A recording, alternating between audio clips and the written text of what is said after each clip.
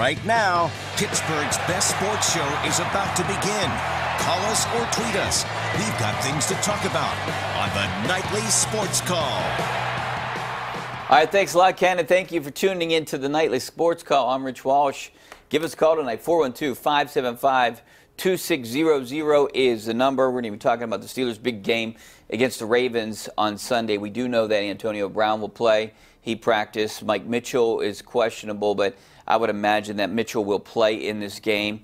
The one guy that has been ruled out, Tyler Matakevich, he's out for Sunday's game against the Ravens. But it looks like the Steelers might move Arthur Moats or a combination of Moats and Sean Spence inside. We're still wondering if maybe James Harrison's going to dress. No update concerning Ryan Shazier today. The Steelers have not released an update and will not release an update today. Maybe we'll get one this weekend or next week to see how he's progressing. Right now he's in UPMC hospital recovering from spinal stabilization surgery, but no update regarding his condition and how he is doing. So, but obviously he was ruled out of Sunday's game.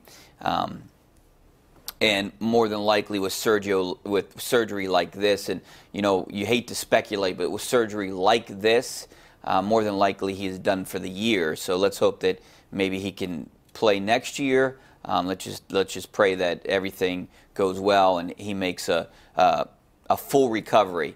But we don't know any details right now, and anything that we would just talk about would be speculation regarding Ryan Shazier.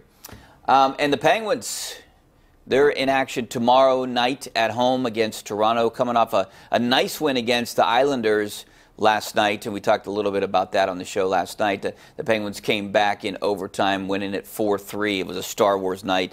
But they're facing another fast team, another team that might be in their way come playoff time. The Penguins right now are in the middle of you have about 9 teams really fighting it out in the Metro, and the Penguins are right in the middle of things. And I would imagine, it's December. I would imagine when you start looking a month from now, this is when the Penguins will maybe separate themselves from the rest of the pack, or at least put them in the top 3 or 2. But right now, everyone's bunched in there. This is, the Penguins have had, over the years, it's been the case that the Penguins are kind of like in the middle of things. And when you start to turn the page into the next year and they kind of regroup and start playing their game again, that's when I think you'll see the Penguins team that you're going to see in the postseason. But I wouldn't worry about them right now. Matt Murray's still not back yet, going with Tristan Jarry, who's doing a pretty good job. And, but we'll see. There's some rumors out on the internet that Matt Cullen's been scratched in Minnesota. So, don't be surprised if Jim Rutherford calls him up right now. They need some help with forward depth. They recalled Dominic Simon today from Wilkes-Barre. But, I'm not saying that they're going to, and I don't know anything. I'm just going by what people are speculating on Twitter. Also, if you want to talk about tonight, give me a call. 412-575-2600 is the number. Pat Narduzzi talks about his extension. Talks about why he's decided to stay here for a long time, wants to stay here for 10-plus years. And that's what this contract would take him to, 7 years plus the 3 years that he was already here. That would make him 10. That would give him 10 years in Pittsburgh. He basically said he's always worked year to year on year-to-year contracts, doesn't have an agent, has a lawyer that looks over these contracts, but this is a place, this is a destination for him. He's not looking for another place to go, and I think signing the 3-year extension, because he was good through the next 4 years and then basically signed a 3-year extension on top of those 4 years, that might give this program some stability when he goes out on the recruiting trails. And now recruits don't have to ask him, oh, are you going to leave? Although he did say that's not even one of the questions he usually gets. He usually gets playing time, when's he going to play, where they're going to play, and colors of uniforms. And I've always brought that up here on this show because about 3 years ago, I asked some of these recruits, where does uniforms really fit into the plan when you're going to college, and where does that rank? And a lot of these guys said it's in the top 5. And a lot of these people out there, a lot of fans don't want to believe it, but I think it's a huge deal. The uniforms and the way you look. One thing that Pitt has to solve is the way it looks on TV with the crowd and the attendance. And, maybe there'll be some excitement around this program next year.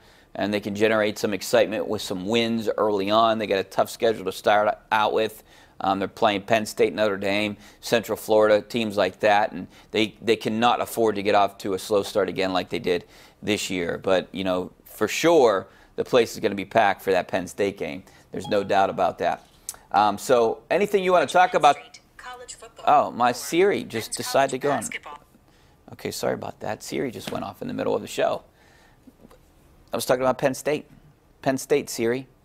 So anyways, before I get distracted there, give me a call tonight, 412-575-2600 is the number. Or you can always reach me on Twitter, especially now that I've unblocked about 150 people. So, you know, more people now can reach me on Twitter. I'm trying to unblock 100 people a night here for the next few weeks. And, you know, just, you know, maturing, moving forward, embracing the hate. I don't like Twitter sometimes because people can get rude, mean, and sometimes it's not a very nice place. So, but anyways, you can reach out to me on Twitter. Gateway lost tonight, a big loss in the 5A state playoffs, 49-14. They were down 42-0 at the half, then down 49-0 and scored 2 touchdowns, but it wasn't enough. And we could talk a little bit about the public school versus the private school thing because Archbishop Wood is a private school out east, and you know they can basically bring anyone they want in, and that's a debate a lot of people like to have. Is it fair? Is it fair for Gateway to have to play a team that can basically recruit? All right, 412-575-2600 is the number. Give me a call. Back in 2 minutes.